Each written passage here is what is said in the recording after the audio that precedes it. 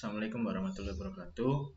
Pada pertemuan ke-10 kali ini kita akan membahas mengenai komunikasi verbal dan non-verbal. Kita masuk ke sebelum membahas mengenai komunikasi verbal dan non-verbal, kita akan masuk ke apa itu pengertian dari komunikasi. Menurut William C. Wimstreet dan Wayne Moreland Patty dalam Business Communication Principle and Method, komunikasi adalah suatu proses pertukaran informasi antar individu melalui suatu sistem yang biasa atau lazim, baik dengan simbol-simbol, sinyal-sinyal, maupun perilaku atau tindakan. Menurut Booth, komunikasi adalah suatu proses pengiriman dan penerimaan pesan.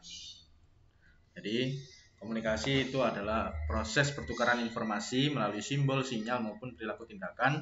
Menurut William dan Wayne Moreland, kemudian menurut Booth adalah suatu proses pengiriman dan penerimaan pesan. Itu adalah pengertian dari komunikasi. Kemudian kita masuk ke jenis-jenis komunikasi. Komunikasi bisa dibedakan menjadi beberapa jenis. Yang pertama yaitu komunikasi antar pribadi atau interpersonal communication, yang merupakan bentuk komunikasi yang lazim dijumpai dalam kehidupan sehari-hari antara dua orang atau lebih untuk mencapai tujuan tertentu.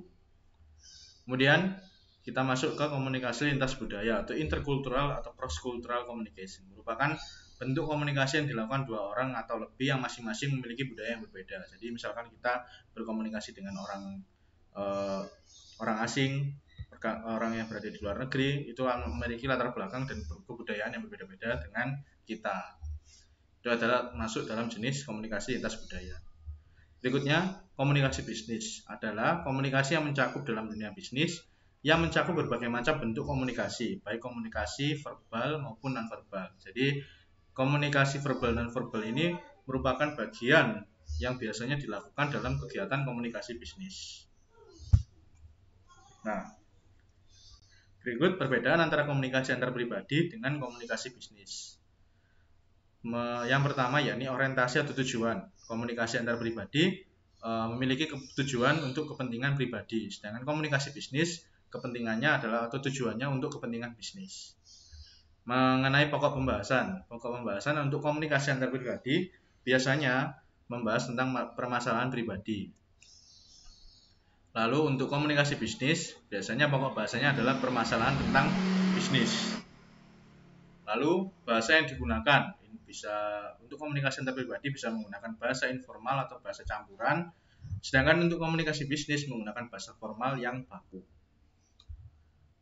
atau sesuai dengan peraturan, sopan, dan ya formal itu tadi. Formal itu ya untuk kegiatan bisnis seperti surat menyurat atau sebagainya. Nanti kita akan bahas lebih lanjut. Kemudian masuk ke format penulisan. Format penulisan untuk komunikasi antar pribadi tidak standar atau fleksibel, tidak ada standar yang mengacu pada kegiatan komunikasi antar pribadi. Jadi lebih ke sopan saja dan tidak ada standarnya. Berkomunikasi biasa lah, biasa kita menyapa, ya seperti itu. Kemudian untuk komunikasi bisnis ada standar format penulisan tertentu. Yang biasanya selamat pagi, assalamualaikum, terus kemudian dari mana, kepentingannya apa, terus tujuannya apa, kemudian seperti itu. Biasanya penyampaian format penulisannya seperti itu. Kemudian gaya penulisan tidak standar untuk komunikasi antar pribadi, dan komunikasi bisnis ada standarnya gaya penulisannya. Kemudian kertas surat yang digunakan. Kalau komunikasi antar pribadi tidak atau tanpa menggunakan kop surat, sedangkan untuk komunikasi bisnis menggunakan kop surat. Kemudian untuk stempel atau cap, komunikasi pribadi tanpa stempel, komunikasi bisnis dengan menggunakan stempel. Lalu contoh dari kegiatan komunikasi antar pribadi ini adalah surat keluarga, atau kita bersurat kepada anggota keluarga kita yang berada di tempat lain. Kemudian untuk komunikasi bisnis, contohnya adalah surat bisnis. Jadi itu perbedaan antara komunikasi antar pribadi dengan komunikasi bisnis. Kemudian kita mulai masuk ke komunikasi verbal dan komunikasi non-verbal. Komunikasi verbal singkat saja, yakni merupakan salah satu bentuk komunikasi yang lazim digunakan untuk menyampaikan pesan-pesan bisnis kepada pihak lain melalui tulisan maupun lisan. ini tadi kita sudah masuk ke komunikasi bisnis. Ada dua, yakni komunikasi verbal dan non-verbal. Kemudian komunikasi non-verbal, yakni komunikasi yang tidak disampaikan melalui kata-kata, namun berisi penekanan, pelengkap, bantahan, keteraturan, pengulangan, atau pengganti pesan verbal. Jadi itu adalah pengertian singkat mengenai komunikasi non-verbal. Kita masuk ke komunikasi verbal.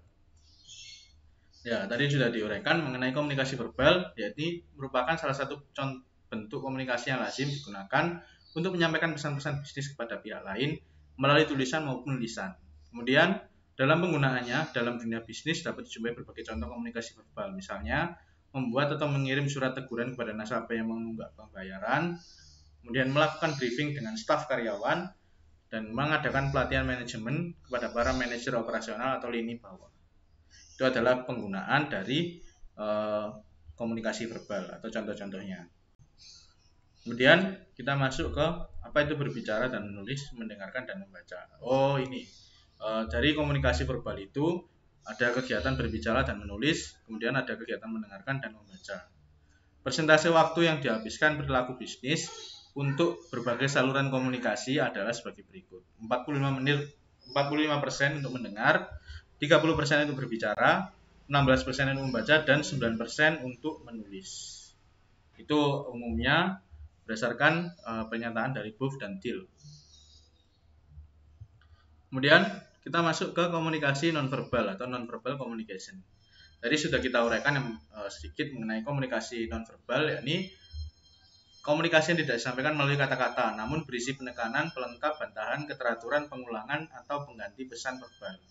Bentuknya adalah kumpulan isyarat, gerak tubuh, intonasi suara, sikap, dan sebagainya, yang memungkinkan seseorang untuk berkomunikasi tanpa menggunakan kata-kata. Booth dan Thiel mengemukakan ada 700.000 tipe atau jenis komunikasi nonverbal yang dikelompokkan ke dalam 6 kategori, yang meliputi ekspresi wajah dan mata, gerakan dan posisi tubuh, karakteristik suara, penampilan, sentuhan, penggunaan waktu dan jarak. Jadi Booth dan Thiel ini sudah mengemukakan bahwa ada 700.000 tipe jenis komunikasi nonverbal yang dikelompokkan ke dalam 6 kategori. Itu tadi sudah disebutkan.